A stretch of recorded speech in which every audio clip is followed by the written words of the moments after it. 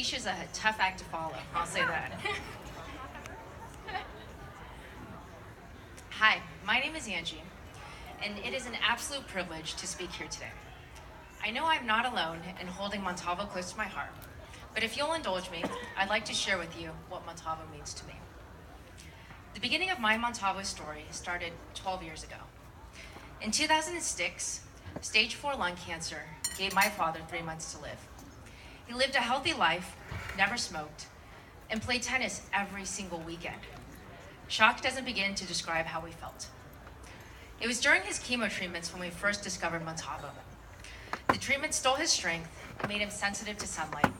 But it was here in the trails at Montalvo behind you that he found sanctuary and energy under the redwood trees. We hiked the trails behind the villa every single weekend. As children, we can imagine nothing but time. Questions about our parents we shrug off into a hazy someday. But cancer has a way of bringing those somedays into sharp focus. When time is limited, we find the courage to talk about the things that truly matter. It was on the Lookout Trail where my father painted his memories of a young father of 3, working long hours to provide a better life for his family. And it was among the redwood trails that he told me about his days as a Marquette graduate student, playing basketball with his friends. On these trails, he shared his life stories with me, something he had never done before. We hiked here so much that we knew every tree, and it was on these trails that we grew from father and daughter to friends to confidants. When his cancer went into remission, we celebrated by hiking again at Montalvo. Each successive clear CT scan was his miracle, and each time, Montalvo shared in our success. But in February of 2015, Dad's cancer returned. I was then newly engaged to a wonderful man named Mervin.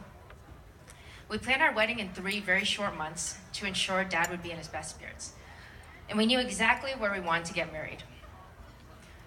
We were so proud to invite friends and family here to become a part of our Montalvo story. And we found joy watching them gaze in awe of its beauty, just as we had done so many times before. On May 17th, I married my best friend in the Oval Garden, right here. And I danced with my father across the great veranda, right in front of the villa. To this day, these magical moments still play when I close my eyes. After the wedding, Mervin, Dad, and I continued our weekend hikes.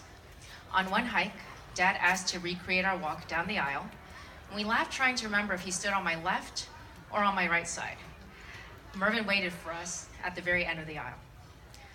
On another day, we reenacted our father-daughter dance across the great veranda again.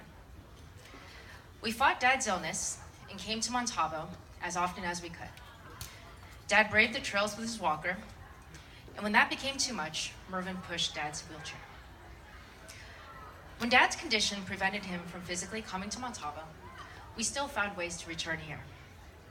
Sitting in hospitals, Dad would ask me to play the video of our father-daughter dance, and for a few beautiful moments, the walls, the nurses, the cancer would all melt away, and Montalvo would come to us. I'm proud to say that Dad beat his prognosis. When cancer offered only 3 months, Dad gave it 11 years.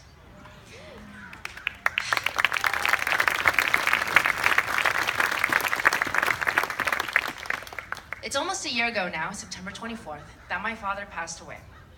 We had spent 500 hours here on these grounds. After his passing, it was important for Mervin and I to give back to Montalvo. After all, it had given us so much. We donated a brick right here in Charmaine's garden in Dad's memory. And it's an amazing thing that a place that Dad dedicated so much of his time now has a small piece dedicated to him. Montalvo has been such a big part of my story that I want to continue to be a part of it. This past February, I joined the Audience Development Committee to help others discover its gifts, just as I did. Montalvo is a sanctuary where all ages, all walks, have the ability to have meaningful experiences and create lasting memories. Whether you're a child at summer camp, an artist honing their craft, a groom nervously saying his vows, or just a father and daughter walking among the trees, Montalvo inspires its visitors to return time and again to have their own Montalvo story. I invite you today to find your Montalvo and to support these amazing grounds that have been such a large part of so many stories similar to my own. Thank you so much.